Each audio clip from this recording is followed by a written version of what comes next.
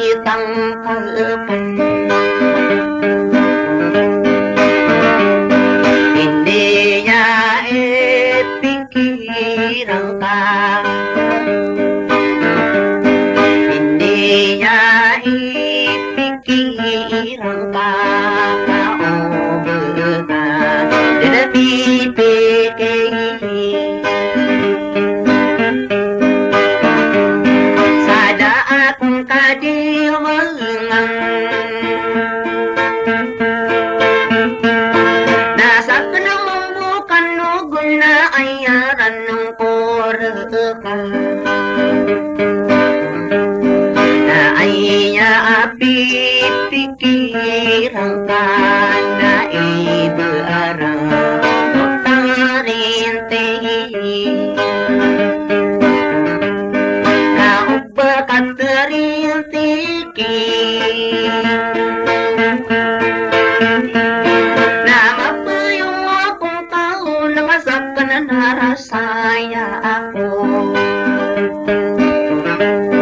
Nag-uisapan ko ata,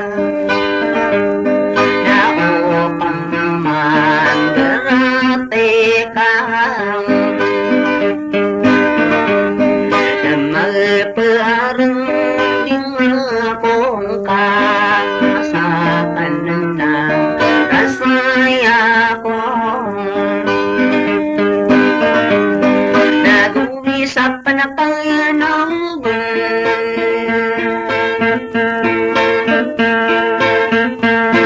na upang mamalinding ka, kung magdumbing anak ko kaeda.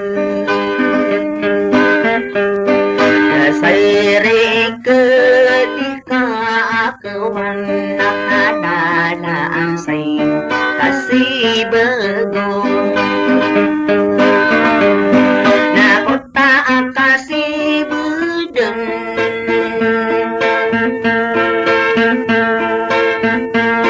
naranding pa siniyawa, baling pa din asawa alay. Adat yun narido sa adat, adat yun narido sa adat.